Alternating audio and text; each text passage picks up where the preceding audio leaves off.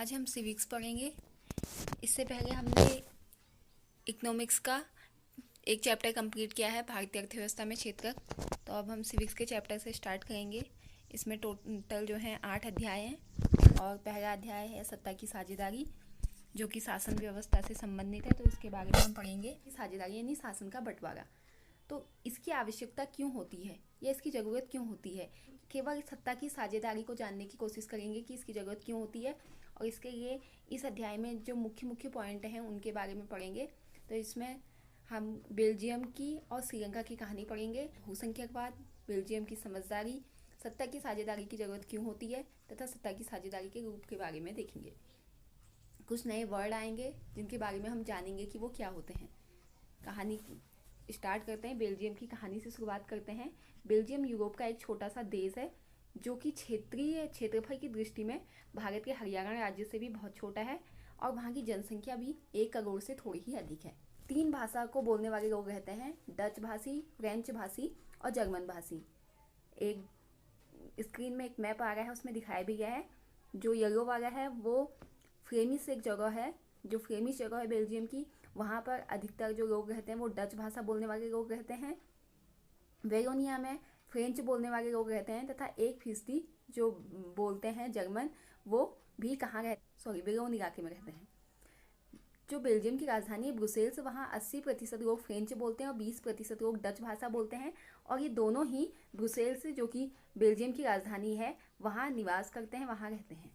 अब यहाँ की स्थिति देखेंगे कि जो डच भाषी लोग हैं वो संख्या में जो है फ्रेंच भाषी लोगों से ज़्यादा हैं, परंतु सामाजिक रूप से जो फ्रेंच भाषी लोग हैं वो अधिक समृद्ध हैं आर्थिक रूप में और शिक्षा में आगे हैं। इससे परेशान होने लगे कि जो फ्रेंच भाषी लोग हैं वो कम होने के बावजूद भी आर्थिक रूप से समृद्ध किस प्रकार से हैं, और हम लोग संख्या में ज़्यादा होने के बाद भी हम लोगों की स्थिति जो है वो उनसे क्या है, कम है। इसकी वजह से 1950 से 1960 के दशक में जो बेल्जियम था वहाँ तनाव उत्पन्न होने लगा। बेल्जियम की कहानी के बाद श्रीलंका की कहानी के बारे में पढ़ते हैं। श्रीलंका भारत का एक पड़ोसी देश है, जैसे कि आप जानते हो। श्रीलंका जो है एक द्वीपीय देश भी है जो कि भारत के दक्षिणी तट से कुछ दूरी पर स्थित है और जिसकी आबादी करीब 2 करोड़ है। तो यहाँ पर प्रमुख सामाजिक समूह जो है वो 2 सामाजिक समूह हैं, एक सिंहली और दूसरे तमिल। और जो तमिल लोग हैं वो भी श्रीलंकाई मूल तमिल है और हिंदुस्तानी तमिल है। श्रीलंकाई मूल तमिल जो वहीं के श्रीलंका के ही मूल निवासी हैं, और हिंदुस्तानी तमिल वो हैं जो औपनिवेशिक काल के दौरान, यानी कि जब विश्व के अधिकांश देश एक दूसरे के गुलाम थे, उस दौरान हमने देखा था कि बहुत से लोग एक जगह से दूसरी जगह गए। तो उस दौरान जो कि हिंदुस्तान से श्रीलंका गए हैं वो हिंदुस्तानी तमिल हैं।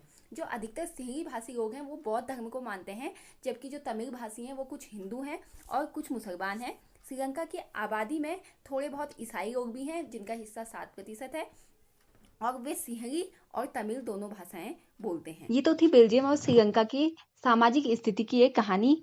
अब ये देखेंगे कि ये कहानी हमने क्यों पढ़ी और इसके क्या परिणाम हुए। श्रीलंका में बहुसंख्यकवाद से स्टार्ट करते हैं।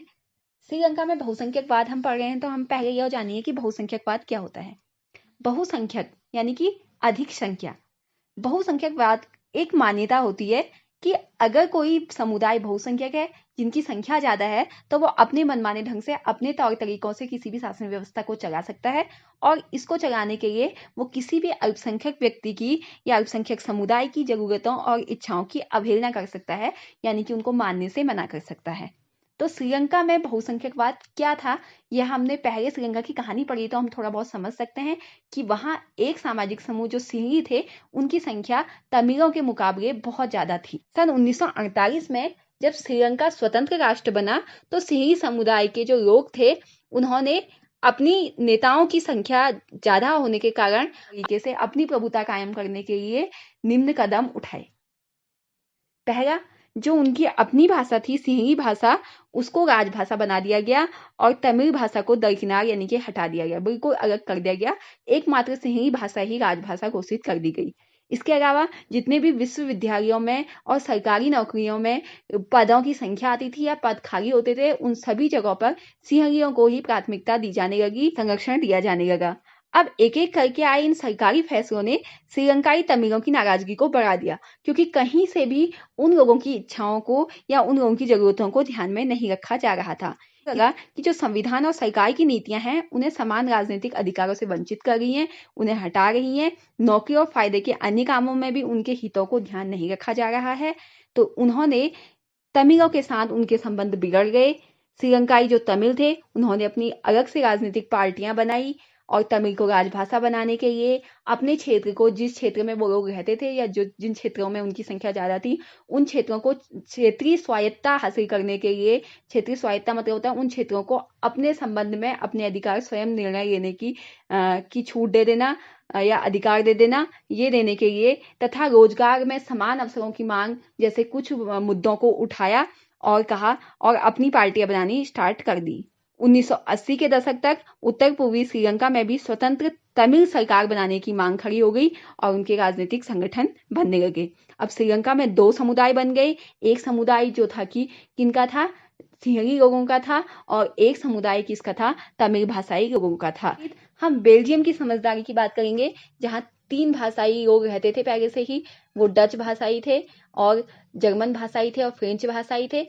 1970 और 1993 में बेल्जियम के संविधान में भी 4 संशोधन सिर्फ देश में रहने वालों को ध्यान में रखकर किए गए ताकि सभी मिलजुल कर रह सकें, क्योंकि हमने देखा था कि धीरे धीरे जो डच भाषी लोग थे वो भी इस बात से तनाव में आ गए थे कि हमारी संख्या ज्यादा होने के बावजूद भी या हमारी संख्या ज्यादा होने के बाद भी फ्रेंच भाषी लोग अधिक समृद्ध, आर्थिक रूप से अधिक समृद्ध या शिक्षा में अधिक आगे कैसे हैं। तो अब ये जो तनाव बेल्जियम में बढ़ने लगे थे या ब्रुसेल्स में जो ज्यादा दिखाई दे रहे थे, तो इन चीजों को कम करने के लिए जो सरकार थी वहां की सरकार ने संविधान में 4 संशोधन किए और उनमें केवल नागरिकों को ध्यान में रखा गया कि नागरिक केंद्रीय और राज्य सरकार के अतिरिक्त एक अलग सरकार बनाई गई जिसको सामुदायिक सरकार कहा गया। सामुदायिक सरकार का गठन किया गया जिसका चुनाव केवल एक ही भाषा बोलने वाले लोग करते थे। एक ही भाषा का मतलब जो डच बोलने वाले थे वो अपनी सामुदायिक सरकार का गठन करते थे और जो फ्रेंच बोलने वाले हैं वो अपनी सामुदायिक सरकार का गठन करते थे, और ऐसे ही जर्मन भाषी लोग अपने लिए सामुदायिक सरकार का गठन करते थे। और इन्हीं के द्वारा गठित की गई सामुदायिक सरकार इन भाषी जो ये भाषा के लोग थे, जो कि भाषा के लोग उनका गठन करते थे, उनके लिए संस्कृति, शिक्षा और भाषा जैसे मामलों पर फैसले लेती थी या और इस मॉडल के कारण उस देश में गृह युद्ध की संभावनाएं समाप्त हो गई। वहां पर सभी लोगों को ध्यान दिया गया और बाद में यह हुआ कि जब अनेक यूरोपीय देशों ने मिलकर अपना यूरोपीय संघ बनाया तो उस समय बेल्जियम की राजधानी ब्रुसेल्स को ही उसका मुख्यालय चुना गया। तो अब हम यह देखेंगे कि बेल्जियम और श्रीलंका की इन दोनों कहानियों से हमें क्या शिक्षा मिलती है। दोनों ही देश लोकतांत्रिक थे, दोनों देशों में लोकतांत्रिक व्यवस्था थी, लेकिन दोनों ने अपनी लोकतांत्रिक व्यवस्था को अलग अलग ढंग से बनाया। जहां एक और लोकतांत्रिक व्यवस्था में बहुसंख्यक समुदाय ने अपना प्रभुत्व स्थापित किया था श्रीलंका में, वहीं बेल्जियम में संविधान में सभी भाषा के लोगों को समान प्रतिनिधित्व दिया गया, जिसके कारण श्रीलंका में तो गृह युद्ध की संभावनाएं बन गई, गृह युद्ध हो गया, जबकि जो बेल्जियम था, बेल्जियम में सभी लोग साथ में सत्ता के साथ में शासन को चलाने लगे, शासन में कार्य करने लगे और देश की एकता में जो आने वाला संकट था वो खत्म हो गया। तो अब हम यहाँ से समझ गए हैं कि सत्ता की साझेदारी क्यों जरूरी है। आगे के 2 टॉपिक हम अगले वीडियो में देखेंगे। आज के लिए इतना ही है, इसको आप ध्यान से पढ़ोगे